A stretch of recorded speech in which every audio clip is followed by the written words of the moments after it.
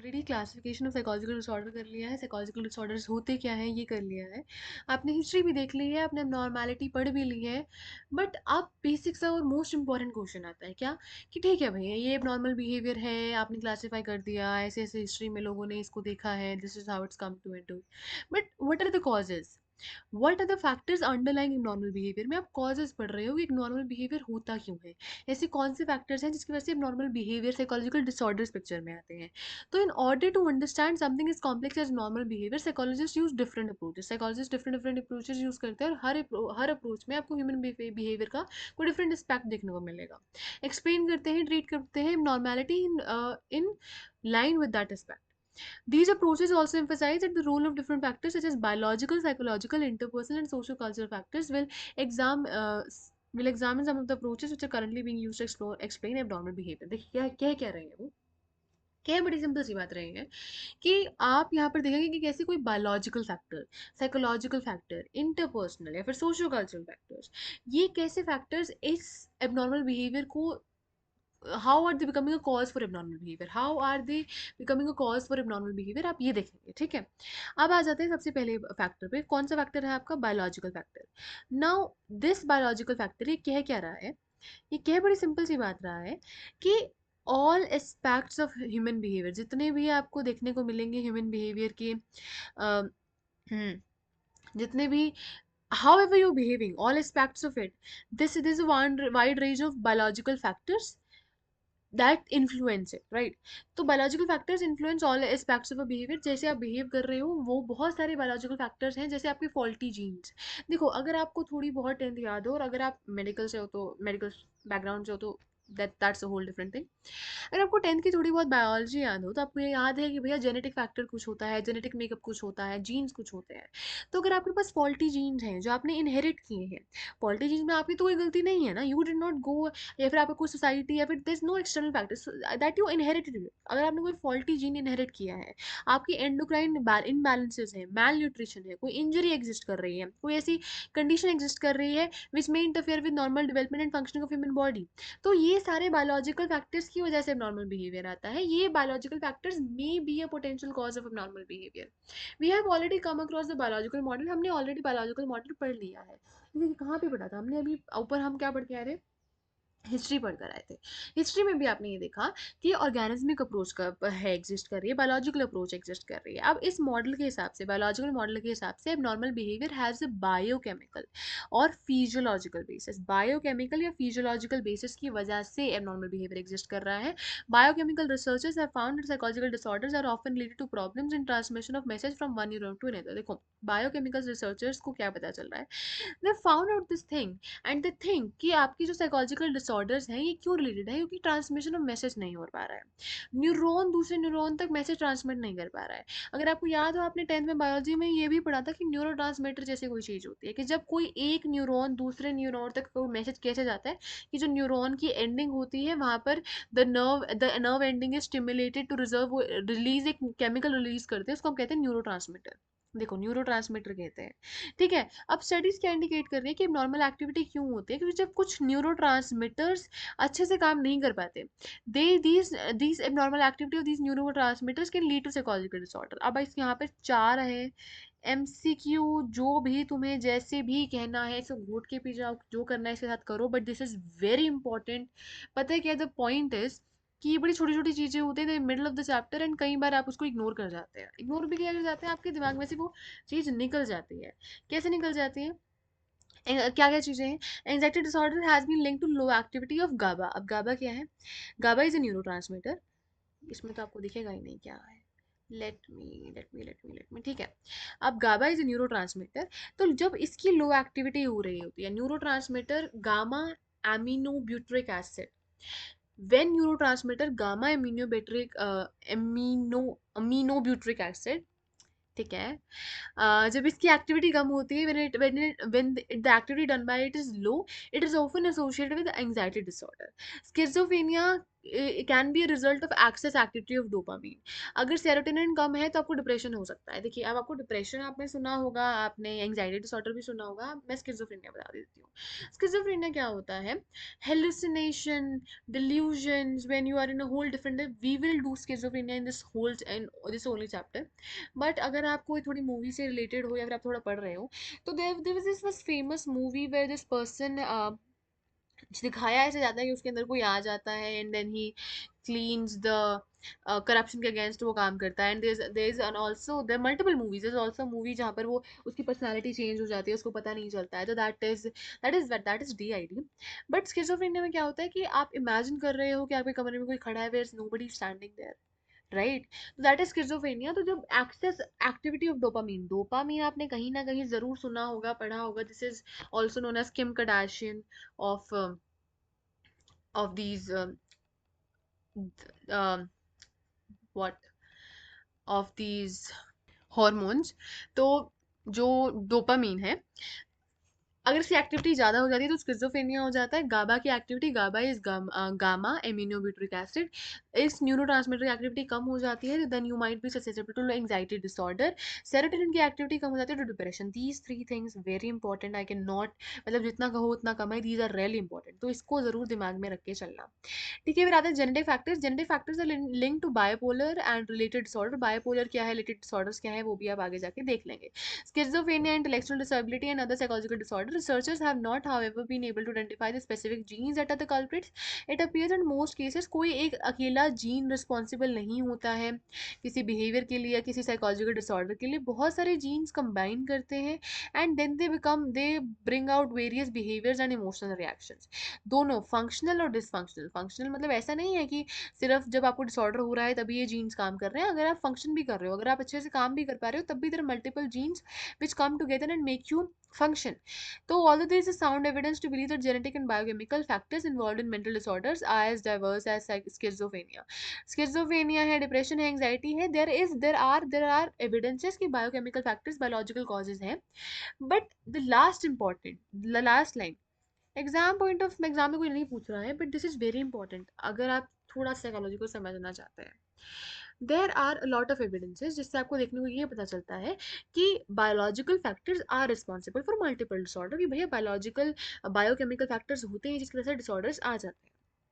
But again, सिर्फ biology, सिर्फ biological factors, सिर्फ बायोकेमिकल फैक्टर्स, सिर्फ कोई hormone, they alone can not amount for most of the mental disorders. सारे mental disorders do not have a biological basis.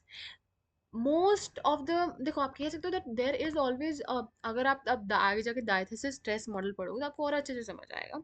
चलो जब तब पढ़ेंगे तभी समझाते हैं।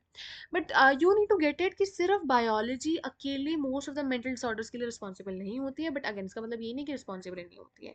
बायोलॉजिकल फैक्टर्स का समरी दे रही हूँ। फॉल्टी जीन्स है, एंडोक्राइन इम्बैलेंसेस है, मैलन्यूट्रिशन है, इंजरीज है। माना जाता है कि बहुत सारे बायोलॉजिकल फैक्टर्स हैं which can interfere with normal development and functioning of human body. उसके बाद आपने पढ़ा कि नॉर्मल बिहेवियर का बायोकेमिकल और फिजियोलॉजिकल बेसिस होते हैं। उसमें आपने ये पढ़ लिया कि भाई न्यूरोट्रांसमीटर जैसी कोई चीज़ होती है, जब न्यूरोट्रांसमीटर अच्छे से काम नहीं करते हैं, उनकी फंक्शनिंग अच्छी नहीं होती है, तब आप डिसऑर्डर डेवलप कर लेते हो। अगर लो एक्टिविटी है गाबा की, डोपामीन ज़्यादा है, स्किज़ोफ्रेनिया हो सकता है। लो एक्टिविटी ऑफ गाबा है, एंग्जाइटी डिसऑर्डर हो सकता है। सेरोटोनिन कम है तो डिप्रेशन हो सकता है। जेनेटिक फैक्टर से आपने पढ़ लिए, कोई अकेला जीन रिस्पॉन्सिबल नहीं होता है, various genes come together and they bring out the behaviour जो आपको देखने को मिलते हैं। उसके बाद आता है आपका साइकोलॉजिकल मॉडल पे। साइकोलॉजिकल मॉडल क्या कहता है? वो कहता है कि psychological explanation of mental disorder, mental disorders का वो साइकोलॉजिकल एक्सप्लेनेशन प्रोवाइड कर रहे हैं। These models maintain that psychological and interpersonal factors have a significant role to play in normal behavior. कि आपका जो abnormal behavior है, there is a significant role. There is a significant role of psychological and interpersonal factors. जो psychological और interpersonal factors exist कर रहे हैं, उनका एक significant role होता है abnormal behavior में। साइकोलॉजिकल फैक्टर्स क्या है, इंटरपर्सनल फैक्टर्स क्या है? देखिए, एग्जाम्पल दिए गए हैं, मैं एक एग्जाम्पल दूँ, बुक ने दिए हुए हैं, बड़े अच्छे एग्जाम्पल दिए हुए हैं। मान लेते हैं अर्ली चाइल्डहुड में, बहुत अर्ली फेज ऑफ लाइफ में, यह मेटरनल डिप्रीवेशन हो जाती है, मतलब आपकी मदर, जो मदर फिगर होती है, उससे सेपरेशन हो जाती है ड्यू टू XYZ रीजन। ठीक है, तो you lack the warmth, you do not get the warm जो अर्ली ईयर्स ऑफ लाइफ में स्टिमुलेशन होती है, वार्मथ होता है, लव फ्रॉम मदर होता है, वो आपको नहीं मिला। या फिर आपका फॉल्टी पेरेंट चाइल्ड रिलेशनशिप था, पेरेंट्स ने रिजेक्ट कर दिया, या पेरेंट्स ने ओवर प्रोटेक्शन है, देर ओवर प्रोटेक्टिव, देर ओवर परमिसिव, या फिर फॉल्टी डिसिप्लिन है। तो देखो, अगर आपको थोड़ा बहुत याद आ रहा हो तो आपने 11th में पढ़ा है कि कंडीशनिंग जैसी कोई चीज़ होती है। पेरेंट्स जो कर रहे हैं वही देखकर बच्चा सीख रहा है। तो फॉल्टी पेरेंट चाइल्ड रिलेशनशिप है, या फिर मेटरनल डिप्रीविएशन है, maternal you deprived of your mother. तो उसके बाद मेल एडेप्टिव फैमिली स्ट्रक्चर अच्छा नहीं है, इनएडुकेट फैमिली स्ट्रक्चर है, सीवियर स्ट्रेस एग्जिस्ट कर रहा है। तो ऐसी साइकोलॉजिकल फैक्टर्स की वजह से, ऐसे इंटरपर्सनल फैक्टर की वजह से डिसऑर्डर्स आ जाते हैं। Psychological model includes 3। अब देखो, हाँ 3 ही ना, नहीं 4 है, 4 है, सॉरी सॉरी 4 है। Is it important? Very important. Is it very important? Very important. It is just so important. देखो, पढ़ो समझो। क्या आपने स्टार्ट किया कि भैया 3 मॉडल होंगे, 3 मॉडल तीन होंगे, क्या कौन से मॉडल होंगे? आ जाओ। स्टार्टिंग में हमने कैसे स्टार्ट किया था? हमने स्टार्ट किया था भैया कि हमारे पास कुछ बायोलॉजिकल मॉडल है, हमारे पास बायोलॉजिकल मॉडल है, हमारे पास साइकोलॉजिकल मॉडल है, हमारे पास फिर सोशो कल्चरल फैक्टर्स हैं जिसकी वजह से हमें प्रॉब्लम्स आ रही हैं। बायोलॉजिकल फैक्टर्स हैं, साइकोलॉजिकल फैक्टर्स हैं, सोशो कल्चरल फैक्टर्स हैं। मैंने आपको बायोलॉजिकल समझा दिया। अब साइकोलॉजिकल के अंदर 3 आपकी सब पार्ट्स आ गए। क्या पार्ट्स आ गए? कि psychological model includes psychodynamic model, behavioral model, cognitive model and humanistic existential model। अभी आप ये पढ़ोगे, I'll tell it to you and I'll explain it to you, आपको समझ आ जाएगा, होपफुली आपको समझ आ जाएगा। आप जब चैप्टर 5 पढ़ेंगे, then you has to should come back to this and read this, तो you'll get an idea of it। क्योंकि वहाँ पर आपके पास थेरेपीज आ गई कि भैया ऐसी थेरेपी है, ऐसी थेरेपी, तो you'll relate it। और बहुत this is a humble request from my side, आप मान सकते हो, इनपुट है, कोई टिप है, कि जब वो चैप्टर पढ़ो तो ये वाला पोर्शन जरूर पढ़ना, ठीक है? उसके बाद आते हैं साइकोलॉजिकल मॉडल में। आपने साइकोलॉजिकल मॉडल पढ़ लिया कि साइकोलॉजिकल मॉडल क्या कह रहा है, कि इंटरपर्सनल और साइकोलॉजिकल फैक्टर्स होते हैं जिसकी वजह से आपको एबनॉर्मल बिहेवियर, साइकोलॉजिकल डिसऑर्डर आप डेवलप कर लेते हैं। आगे आपके पास आ गया कि इसमें आपके पास साइकोडायनेमिक, बिहेवियरल, कॉग्निटिव और ह्यूमनिस्टिक एग्जिस्टेंशियल मॉडल है। बड़े डरावने नाम लग रहे हैं, नहीं है डरावने, समझो क्या है। सबसे पहले आ गया आपके पास psychodynamic model. Let me change the colour for you. Psychodynamic model, ठीक है? साइकोडायनेमिक मॉडल में क्या है? साइकोडायनेमिक मॉडल ओल्डेस्ट है, सबसे फेमस है मॉडर्न साइकोलॉजिकल मॉडल्स में। चैप्टर 2 में सेल्फ और पर्सनालिटी में आपने ऑलरेडी इसके बारे में कुछ ना कुछ पढ़ा है। साइकोडायनेमिक थ्योरिस्ट क्या बिलीव करते हैं कि जो बिहेवियर है, चाहे वो नॉर्मल हो या फिर वो अननॉर्मल हो, मतलब आप जैसा भी बिहेव कर रहे हो, द पैटर्न ऑफ एक्शन जो जो आप कर रहे हो, it is determined by psychological forces with in the person, जिसके बारे में वो कॉन्शियसली अवेयर नहीं है। आप याद कीजिए, 11th से 12th में आ गए हैं, एक ही चीज बार बार, unconscious desires, unresolved conflicts, unconscious desires हैं, कॉन्शियसली आप अवेयर नहीं हो उनके बारे में। वो साइकोलॉजिकल फोर्सेस जिनके बारे में आप कॉन्शियसली अवेयर नहीं हो, that are causing normal and abnormal behaviour. The internal forces, अब ये इंटरनल फोर्सेस क्या है? डायनेमिक है, ये एक दूसरे के साथ इंटरेक्ट करती है, और इनकी इंटरेक्शन से ही आपका बिहेवियर, आपके थॉट, आपके इमोशंस की शेप होती है। एबनॉर्मल सिम्टम्स की बात करें तो abnormal symptoms are viewed as a result of conflict. जब ये 3 फोर्सेस, कौन सी 3 फोर्सेस? Internal forces. कौन सी 3 internal forces? Id, ego, super ego. क्या होते हैं अभी समझा देंगे। Abnormal symptoms are viewed as result of conflict between these forces. The model was first formulated by Freud, Sigmund Freud, who believe that there are 3 central forces जो हमारी personality को shape करते हैं। ठीक है, सबसे पहले आपके पास सबसे पहले आता है आपके पास इड, उसके बाद आता है आपके पास ईगो, उसके बाद आता है आपको सुपर सुपर ईगो। यहाँ से नहीं पढ़ेंगे, मेरी बात सुनेंगे, क्या सुनेंगे? देखो, आप किसी बर्थडे पार्टी में गए, ओके, आप गए, you entered that birthday party, और आपने देखा केक। आपके अंदर की इट जागी, इम्पल्स जागी, you have a strong impulse कि मैं जाऊं और वो केक खा जाऊं। I am going to go eat that cake, मैं खत्म कर दूंगी वो केक, मैं उस केक को एक और मिनट भी जीने नहीं दूंगी, मैं उसको खा जाऊंगी। That is your id. Then you like, ठीक है कोई बात नहीं, 15 मिनट में केक कटिंग वैसे ही हो जाएगी, मुझे केक वैसे ही मिल जाएगा, तो मैं एकदम से सबके सामने से जाके केक नहीं खाऊंगी। आई विल वेट कि भैया ये कट हो जाए। फिर आता है सुपर ईगो, कि नहीं, I should not be concern about cake, मैं किसी की बर्थडे पार्टी में आई हूँ, I should wish the person first, मुझे देखना चाहिए लोग कैसे कर रहे हैं, और I am not here just for a cake, this is a social gathering, food is secondary, मुझे पहले अपनी, I should talk to the people, that is super ego. आप गए, आप स्कूल से बाहर आए, आपने देखा कि भैया आइसक्रीम है, आप बैठ के रोने लग गए, मम्मी मुझे आइसक्रीम चाहिए, दैट इज योर इड। आप बाहर आपने आए, आपने देखा कि भैया आइसक्रीम है, लाइक ठीक है, मैं मम्मी को बताता हूँ मेरे अच्छे मार्क्स आए हैं, मम्मी मुझे आइसक्रीम दिला देगी, दैट इज ईगो। आपने देखा कि नहीं ice cream is not good for your health, या फिर आपने देखा कि नहीं पेरेंट्स के पैसे वेस्ट नहीं करने चाहिए, नहीं इस साल ये है वो है वो है, I should not waste money, तो that I should not waste money and I should not buy the ice cream, that is super ego. I have given you two examples. अब यहाँ से पढ़ते हैं। देखिए जो आपकी इंस्टिंक्चुअल नीड्स होती हैं, ड्राइव्स होती हैं, इम्पल्सेस होती हैं, दैट इज योर इड। जो आपकी रैशनल थिंकिंग है, जब आप रैशनली थिंक कर रहे हो, वैल्यूएट कर रहे हो कि हाँ ठीक है ऐसे ऐसे करूँगा तो मुझे मिल जाएगा, दैट इज योर ईगो। फिर आता है मोरल स्टैंडर्ड्स, जो आपने मोरल एथिकल स्टैंडर्ड्स अपने लिए रख दिए हैं, जो आपने स्टैंडर्ड्स ऑफ लाइफ रख दिए हैं, जो आपने फिलोसफी रख दी, मतलब कि मुझे standard of conduct to be very specific, moral जो स्टैंडर्ड्स हैं that is your super ego. Freud कहते हैं कि जो एबनॉर्मल बिहेवियर है this is a symbolic expression of unconscious mental conflict. आपका अनकॉन्शियस मेंटल कॉन्फ्लिक्ट है that can be generally trace to early childhood या इन्फेंसी। आपकी अनकॉन्शियस मेंटल कॉन्फ्लिक्ट जो यूजुअली अर्ली चाइल्डहुड या इन्फेंसी में देखने को मिलते हैं, इसका सिंबॉलिक एक्सप्रेशन है आपका abnormal behaviour. This is psychodynamic model. क्या करें एक बार थोड़ा इसको समराइज करें, समराइज करेंगे तो आपको यहाँ पर समझ आएगा कि भैया आपने सबसे पहली चीज़ क्या देखी, आपने सबसे पहली चीज़ देखी साइकोडायनामिक मॉडल ओल्डेस्ट है, बात कर रहा है कि बिहेवियर चाहे नॉर्मल हो एबनॉर्मल हो वो साइकोलॉजिकल फोर्सेज होती हैं आपके अंदर, जिसके बारे में आप कॉन्शियसली अवेयर नहीं हो, they are responsible for it. Internal forces में आपने पढ़ा कि भैया फ्रूट तीन सेंट्रल फोर्सेज मान के चल रहे हैं, इट ईगो सुपर ईगो, और जो आपका नॉर्मल बिहेवियर है that is a symbolic expression of in these unconscious mental conflicts that can be generally traced to early childhood और infancy, right. Done with psychodynamic model, done with psychodynamic model. चलिए now coming to your behavioural model. Behavioural model क्या कह रहा है? Another model that emphasizes on the role of psychological factors is the behavioral model. ये model ये state करता है कि चाहे नॉर्मल बिहेवियर हो या एबनॉर्मल बिहेवियर हो वो लर्न किया जाता है, वो सीखा जाता है, दैट इज लर्न। और जो चीज़ लर्न की जा सकती है क्या वो अनलर्न की जा सकती है? अगर मैंने आपको पढ़ा दिया कि psychology is a good subject, तो क्या आप अनलर्न कर सकते हो that psychology might not be a good subject, it might be the best subject? Learn कर आपने लर्न कर लिया that I have to treat people this way, तो क्या आप अनलर्न कर सकते हो then you treat people the other way around, right? तो देखो बिहेवियरल मॉडल कह रहा है कि आप जैसा भी बिहेव कर रहे हो दैट इज एबनॉर्मल बिहेवियर भी लर्न किया जाता है। साइकोलॉजिकल डिसऑर्डर सब होते हैं जब मैलअडैप्टिव वेज, जब आप when you learn maladaptive ways of behaving, you see your mother shouting you are shouting. The model concentrates on behaviour that are learn through conditioning and proposes that what has been learned can be unlearned। मैंने अभी आपको बताया ये जो learn किया जा सकता है वो अनलर्न भी तो किया जा सकता है। Learning can take place by classical conditioning. Learning तीन तरीके से हो सकती है। क्लासिकल कंडीशनिंग देखो 11th का कंसेप्ट है, नहीं याद कोई बात नहीं, मैं फिर से बता देती हूँ। क्लासिकल कंडीशनिंग, क्लासिकल कंडीशनिंग में क्या है कि आप टेम्पोरली एसोसिएट कर रहे हो दो इवेंट्स को जो एक के बाद एक हो रहा है, आप वो that is your classical conditioning, you learning it. क्या आप देख रहे हो कि भैया जैसे ही कोई चिल्लाता है क्लास में उसको बाहर निकाल दिया जाता है, तो ठीक है now you become a teacher, जैसे भी क्लास में चिल्लाया आपने उसको बाहर निकाल दिया।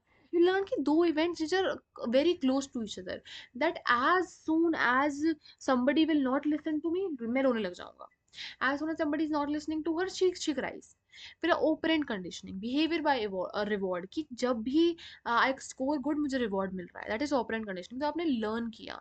सोशल लर्निंग, कि आप देख रहे हो कि आपके आसपास लोग ऐसा कर रहे हैं, इमिटेट करते हो, इमिटेशन है। Social learning is learning by imitating others. तो लर्निंग तीन तरीके से हो सकती है, क्लासिकल कंडीशनिंग, ओपरेंट कंडीशनिंग, देखो मैं अपना पेन भूल गई, classical conditioning, operant conditioning and social learning. ये तीनों टाइप्स ऑफ कंडीशनिंग से आपका बिहेवियर आता है, चाहे वो अडेप्टिव हो या मैल अडेप्टिव हो। तो अगर आपने सोशल लर्निंग में सीखा कि सोशल लर्निंग में सीखा कि ऐसा करना चाहिए, तो now you are doing it whether it's good और नॉट, राइट। आपने बिहेवियरल मॉडल सीखा, क्या क्या सीखा? आपने ये देखा कि भैया एबनॉर्मल बिहेवियर क्यों होता है, साइकोलॉजिकल डिसऑर्डर क्यों होता है, क्योंकि लर्निंग बेस आपकी मैलअडैप्टिव है। लर्निंग तीन तरीके से हो सकती है, क्लासिकल कंडीशनिंग, ऑपरेंट कंडीशनिंग और सोशल लर्निंग। फिर आपके पास आ जाता है कॉग्निटिव मॉडल। कॉग्निटिव मॉडल में क्या कह रहे हैं? Psychological factors emphasised by the cognitive model. The model states की जो एबनॉर्मल फंक्शनिंग हो रही है can result from cognitive problems. Cognitive problems exist कर रही हैं, लोग assumptions होल्ड कर रहे हैं, एटीट्यूड होल्ड कर रहे हैं about themselves that are irrational, inaccurate. चलिए देखिए बहुत ज़्यादा ही रिलेट कर जाएंगे आप इससे, because currently this is so common. What is so common? You were passing through a group of people. uh, it's more common among girls I guess, but it's general nowadays. You were passing among a group of people and उन्होंने कुछ बोला, you did not hear it, आपने नहीं सुना उन्होंने क्या बोला, but हाँ you got to know कि उन्होंने कुछ बोला, and then they started laughing। Now you see them laughing and you hold a view in your self कि वो आपके ऊपर हंस रहे थे. Now through out the day आप अपने दिमाग में इरेशनल बिलीव्स बनाए जा रहे हो, जनरलाइजेशन कर रहे हो, लॉजिकली सोच रहे हो. They were laughing on me, they don't like me, nobody is happy with me, nobody loves me, people are bad, people do not know how to behave, लोग ऐसे होते हैं, लोग ये होते हैं, लोग वो होते हैं, they do this, they do that and all the things in the world. ठीक है. तो द पॉइंट हेयर इज कि व्हेन योर कॉग्निशन है कि आप थॉट्स क्या बना रहे हो, परसीव क्या बना रहे हो. जब आपके कॉग्निशन में फॉल्ट होता है तब एबनॉर्मल फंक्शनिंग होती है. Abnormal functioning can result from cognitive problems. लोग assumptions बना रहे हैं, एटीट्यूड्स बना रहे हैं जो इरेशनल है, इनएक्यूरेट है, इलॉजिकली सोच रहे हैं, ओवर जनरलाइजेशन कर रहे हैं, ब्रॉड नेगेटिव कंक्लूजन बना रहे हैं on the basis of a single insignificant event. That is your cognitive model. अब आते हैं ह्यूमनिस्टिक एग्जिस्टेंशियल मॉडल में. ह्यूमनिस्टिक एग्जिस्टेंशियल मॉडल क्या कहते हैं. देखो, ह्यूमनिस्ट आपने ह्यूमनिस्ट के बारे में तो चलो थोड़ा बहुत पढ़ा भी होगा, कहाँ, अब्राहम मैस्लो, जब अपनी 11th में पढ़ा. तो देखो, आप क्या कहते हैं, ह्यूमनिस्ट मानते हैं कि human beings are born with natural tendency. हमारे पास नेचुरल टेंडेंसी होती है फ्रेंडली बनने की, कोऑपरेटिव बनने की, कंस्ट्रक्टिव बनने की, and we are driven to self actualize. We want to self actualize. Self actualization क्या होती है, अगर आपको थोड़ा बहुत याद हो, तो ऐसे कोई ट्राइंगल एग्जिस्ट करता था, उसमें अपने पास हायरार्की हायरार्की होती थी, सबसे ऊपर आपके पास सेल्फ एक्चुअलाइजेशन हो रही थी, मैस्लो ने दी थी, and then multiple things associated with it, right. तो ह्यूमनिस्ट मानते हैं कि सेल्फ एक्चुअलाइज करने की ड्राइव हमें नेचुरली एग्जिस्ट करती है. हम नेचुरली फ्रेंडली होते हैं, कोऑपरेटिव होते हैं, कंस्ट्रक्टिव होते हैं, हमारे पास पोटेंशियल होती है अच्छा बनने की, ग्रो करने की.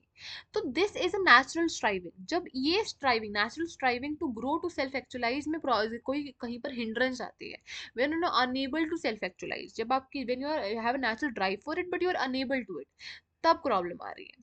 एग्जिस्टेंशियलिस्ट मानते हैं कि बर्थ से, सिंस वी आर बोर्न, हमारे पास टोटल फ्रीडम होती है अपनी एग्जिस्टेंस को मीनिंग देने की. एग्जिस्टेंशियलिस्ट नाम से ही समझ आ रहा है कि आपकी लाइफ, आपकी एग्जिस्टेंस का रीजन क्या है, आप इस धरती पे हो तो हो क्यों. फिर multiple times no when you are like गंदा टेस्ट गया, लाइक मैं हूँ यहाँ पर तो हूँ क्यों. तो दैट इज इट कि not really, that was a joke out of it. Existential believe करते हैं कि सिंस बर्थ हमारे पास टोटल फ्रीडम होती है अपनी लाइफ को, एग्जिस्टेंस को मीनिंग देने की, बट जब हम उस रिस्पॉन्सिबिलिटी को अवॉइड कर जाते हैं, जब हम उस रिस्पॉन्सिबिलिटी से श्रिंक कर जाते हैं, तो हम एक एम्प्टी, इनऑथेंटिक, डिसफंक्शनल लाइफ को जीते हैं. When you do not have an aim, when you do not have an goal, when you do not have a reason. Now let's assume आपने रीजन फाइंड किया that I want to help poor people, that is my reason. तो आपने reason दिया अपनी existence को.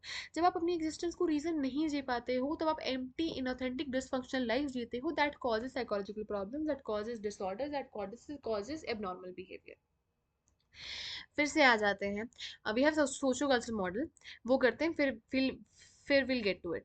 अब biological, psychological और socio cultural factors such as biological, psychological, socio cultural factors. देखो, बायोलॉजिकल साइकोलॉजिकल फैक्टर्स अफेक्ट कर रहे हैं, उनके एडिशन में सोशो कल्चरल फैक्टर्स होते हैं. आपकी सोसाइटी होती है.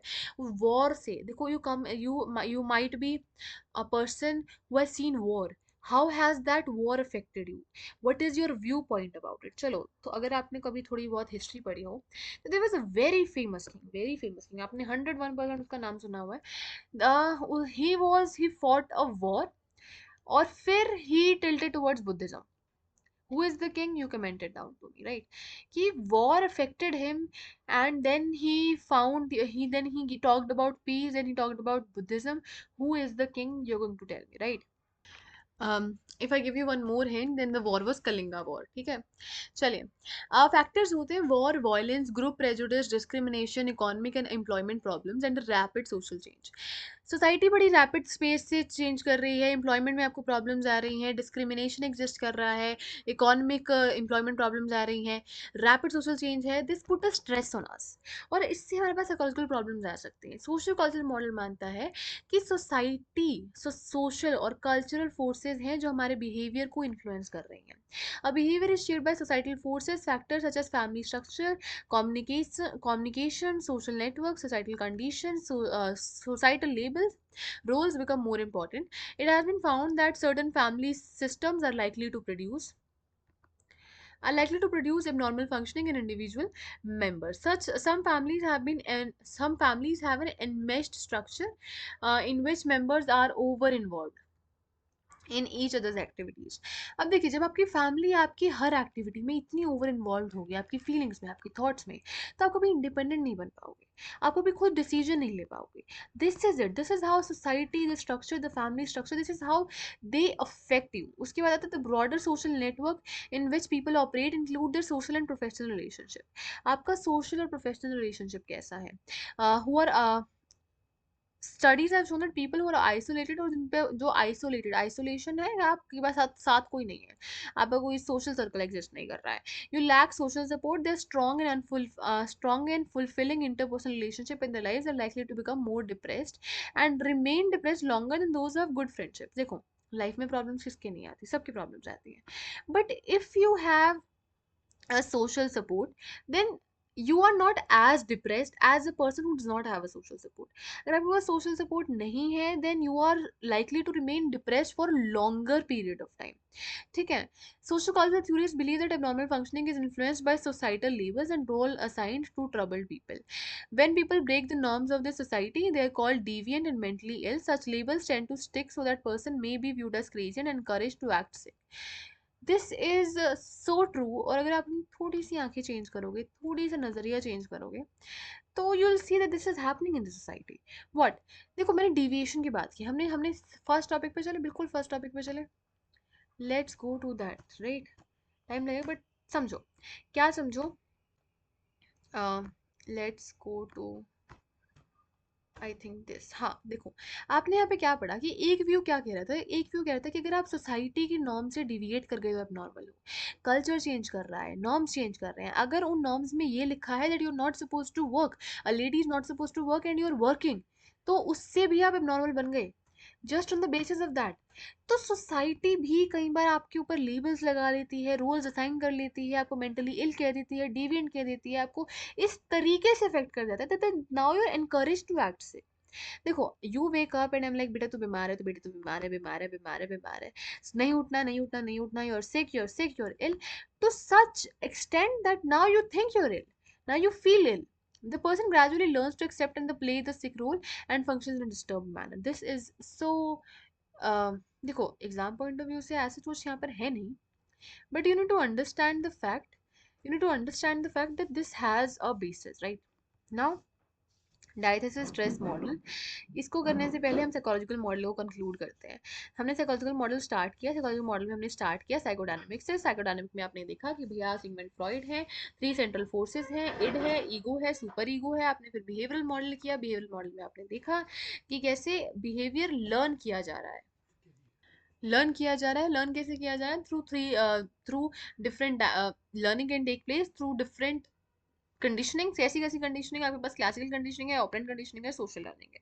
फिर आपने देखा कि भाई कॉग्निटिव मॉडल है, कॉग्निटिव मॉडल में वो क्या कह रहे हैं कि भैया आप इनएक्यूरेट, बेसलेस असम्पशंस बना रहे हो, इरेशनल असम्पशंस बना रहे हो, एटीट्यूड्स डेवलप कर रहे हो, किसी सिंगल इनसिग्निफिकेंट इवेंट के बारे में इतना ज़्यादा सोच रहे हो कि आपको प्रॉब्लम आ रही है। ह्यूमनिस्टिक एग्जिस्टेंशियल मॉडल देखा, आपने देखा कि ह्यूमंस हैव नेचुरल टेंडेंसी, उनके पास नेचुरल टेंडेंसी होती है फ्रेंडली बनने की, कोऑपरेटिव बनने की, कंस्ट्रक्टिव बनने की, and they driven to self actualize to fulfil their own potential. That is, जब अपने आप को वो एग्जिस्टेंस को मीनिंग नहीं दे पाते हैं, when they are unable to self actualize, natural striving to self actualize में हिंड्रेंस आ जाते हैं, तब प्रॉब्लम्स आ रही हैं। आपने सोशल कल्चरल मॉडल देखा कि कैसे सोसाइटी इफेक्ट कर रही है, कैसे सोसाइटी चेंज कर रही है, कैसे cultural forces, social forces influence कर रही है सोसाइटी, आपको लेबर दे रही है, फैमिली स्ट्रक्चर अच्छा नहीं है आपका, over they are overly involve, और मल्टीपल एग्जांपल्स जो आपने यहाँ पर पढ़े। ठीक है, अब आ जाते हैं हमारे पास, we have done biological model, we have done psychological model, now we are in diathesis stress model। देखिए, डायथेसिस स्ट्रेस मॉडल क्या कहता है? ये कहता है कि जो साइकोलॉजिकल डिसऑर्डर्स होते हैं, दे डेवलप, देखो, before reading from the book, listen to me what, look, look, मान लेते हैं, आई गॉट स्पेस। देखो, मान लेते हैं this is you, this is not you, but we are assuming this is you, right? There is an existence of an diathesis. Diathesis यहाँ पर क्या है भाई? कोई बायोलॉजिकल वनरेबिलिटी। मान लेते हैं that your immunity is weak, right? Your immunity is weak, आपकी इम्यूनिटी वीक है, आपके अंदर कोई डायथेसिस एग्जिस्ट कर रहा है, आपकी इम्यूनिटी वीक है। एज सून एज कोई आपके एनवायरनमेंट में वायरस आ जाता है, यू इमीडिएटली फॉल सिक। तो अब इसमें किसको रिस्पॉन्सिबल कहोगे? वायरस रिस्पॉन्सिबल था या आपकी इम्यूनिटी वीक है ये रिस्पॉन्सिबल है? What will you say? Both are responsible, right? कि कोई डायथिसिस एग्जिस्ट कर रहा था, कोई बायोलॉजिकल बेस एग्जिस्ट कर रहा था, उसकी वजह से, उस बायोलॉजिकल बेस की एग्जिस्टेंस की वजह से आपको प्रॉब्लम है, क्योंकि वो बायोलॉजिकल बेस एग्जिस्ट कर रहा था, and then due to that biological cause, due to that biological cause you developed this disorder, right? अब आ जाओ इस पे, डायथिसिस पे, कि this model has three components. उससे पहले कि साइकोलॉजिकल डिसऑर्डर्स डेवलप कब होते हैं? जब डायथिसिस एग्जिस्ट कर रहा होता है, कोई biological predisposition to a disorder. Biological predisposition to a disorder का मतलब है कि बायोलॉजिकली आपने इनहेरिट किया है कोई ऐसा ट्रेट, कुछ ऐसी चीज जिसकी वजह से you are more vulnerable to that disorder than any other person. मान लेते हैं your mother had sugar, you are more susceptible to sugar now. Your parent had this disorder, so now you're more susceptible, there are more chances that you might have the disorder. तो diathesis एक biological predisposition होता है toward disorder, that you are more likely to get a disorder. अब उस disorder को जब कोई stressful situation set off कर लेती है, उस diathesis को जब कोई stressful situation set off कर देती है, trigger कर देती है, you develop a disorder. You got it? आपके पास कोई आपकी इम्यूनिटी वीक थी, बाहर से कोई स्ट्रेसफुल सिचुएशन की यहाँ पे जगह कौन आ रहा है? वायरस आ रहा है, you develop the disease. Same है यहाँ पर। अब तीन कंपोनेंट्स आ गए। कौन से? सबसे पहला क्या है कि भाई डायथिसिस है, कोई प्रेजेंस है, किस चीज की प्रेजेंस है? There is a presence of some biological aberration which may be inherited. देखो अब डायथिसिस तो आप इनहेरिट ही करोगे, may be inherited, देखो may be inherited, okay? Presence of some biological aberration which may be inherited. second component क्या है? Diathesis के आप क्या है? वनरेबल हो, कि आप, आपके पास डायथिस, क्योंकि आपकी बॉडी में डायथिसिस है तो आप वनरेबल हो किसी साइकोलॉजिकल डिसऑर्डर के लिए, मतलब आप रिस्क पे हो, you are predisposed to develop the disorder. You might मतलब chances of you developing the disorder is more than chances of somebody else developing the disorder. Third component क्या है? Presence of a pathogenic stressor. मतलब देखो first component में क्या है कि भैया कोई आपकी इम्यूनिटी वीक है, दूसरे कंपोनेंट क्या है? क्योंकि आपकी इम्यूनिटी वीक है तो अगर कोई वायरस आता है then you are more likely to catch a disease. Third component क्या आया? थर्ड कंपोनेंट में आया कि भैया अब आ गया, ठीक है? थर्ड कंपोनेंट है इसकी पैथोजेनिक स्ट्रेसर है। अब पैथोजेनिक स्ट्रेसर वो फैक्टर्स हैं, वो स्ट्रेसर्स हैं जिसकी वजह से साइकोपैथोलॉजी हो जाती है। अब कोई इंसान जो इस रिस्क पे था, जिसकी इम्यूनिटी वीक थी, उसके सामने स्ट्रेसर आ जाता है, दी स्ट्रेसर्स के एनवायरनमेंट में आ जाते हैं, जी प्री डिस्पोजिशन जो अभी तक सिर्फ चांस था, that eventually evolves into a disorder. This model has been applied to several disorders including anxiety, depression and schizophrenia. Diathesis stress model फिर से बता रही हूँ। डायथिसिस एग्जिस्ट कर रहा था, आपकी बॉडी में कोई बायोलॉजिकली प्री डिस्पोजिशन एग्जिस्ट कर रहा था, now because of a stressor in your environment you develop that disorder. This is diathesis stress model. This model states कि साइकोलॉजिकल डिसऑर्डर डेवलप कब होते हैं? जब कोई diathesis biological predisposition to a disorder is already existing, it is set off by stressful situation. This model has three component. सबसे पहले diathesis है, presence है किसी बायोलॉजिकल एब्रेशन का which may be inherited. The second component is diathesis vulnerability, आप carry करके चल रहे हो, आप रिस्क पे हो, आप प्रीडिस्पोज हो। थर्ड जो इस इंसान को ये रिस्क है, ही डेवलप्स अ डिसऑर्डर, ठीक है? अब आ जाते हैं मेजर साइकोलॉजिकल डिसऑर्डर्स पे। So we have done this and I am going to conclude this for you. सबसे पहले हमने स्टार्ट किया फैक्टर्स अंडरलाइन। बायोलॉजिकल फैक्टर्स आपने देखे, बायोलॉजिकल फैक्टर्स कौन से हैं? फॉल्टी जीन्स है, एंडोक्राइन इम्बैलेंसेस है, मैल न्यूट्रिशन है, इंजरीज है। फिर आपने देखा कि न्यूरो ट्रांसमीटर जैसी कोई चीज़ एग्जिस्ट कर रही है, गाबा आपने देखा, स्किजो डोपामीन देखा, सेरोटिन देखा, कैसे इनकी एक्टिविटी से डिसऑर्डर्स हो सकते हैं। जेनेटिक फैक्टर्स देखे। साइकोलॉजिकल मॉडल में आपने क्या देखा? इट देखा, ईगो देखा, सुपर ईगो देखा, सिगमेंट फ्रॉइड देखे। साइकोलॉजिकल मॉडल में आपने ये देखा कि भैया साइकोलॉजिकल फैक्टर्स होते हैं, इंटरपर्सनल फैक्टर्स होते हैं जिसकी वजह से नॉर्मल बिहेवियर है। उसके आगे आपके पास तीन सब पार्ट से चार सब पार्ट से साइकोलॉजिकल मॉडल था, आपके पास बिहेवियरल मॉडल था जिसमें आपने देखा कि भैया कंडीशनिंग होती है, लर्निंग होती है, operant conditioning, classical conditioning, social learning से आपका बिहेवियर बनता है, चाहे वो मैल अडेप्टिव है चाहे वो अडेप्टिव है। कॉग्निटिव मॉडल में आपने देखा कि इरेशनल इनएक्यूरेट बिलीव्स आप बना रहे हो जिस वजह से आपको प्रॉब्लम आ रही है। ह्यूमनिस्टिक एग्जिस्टेंशियल मॉडल में आपने देखा कि कैसे जब आप अपनी एग्जिस्टेंस को मीनिंग नहीं दे पाते हो तब आपको प्रॉब्लम आती है। सोशो कल्चर मॉडल में आपने देखा कि भैया कैसे सोसाइटी शेप कर रही है, कैसे सोसाइटल स्ट्रक्चर, कैसे कल्चर शेप कर रहा है, कैसे सोसाइटल फोर्सेज शेप कर रहे हैं आपके बिहेवियर को। डायथिसिस स्ट्रेस मॉडल में आपने देखा। अब आपकी वो साइकोलॉजी यहाँ पे आपका खत्म हो गया। कौन सा मॉडल? Psychological model. फिर डायथेसिस स्ट्रेस मॉडल में आपने देखा कि भैया diathesis biological predisposition to a disorder exist कर सकता है, एंड डायथेसिस जब आप डायथेसिस एग्जिस्ट कर रहा है और कोई स्ट्रेसर आपके एनवायरनमेंट में आ जाता है, तो you are more likely to develop the disorder. That's it from my side. From the next video we will do major psychological disorders.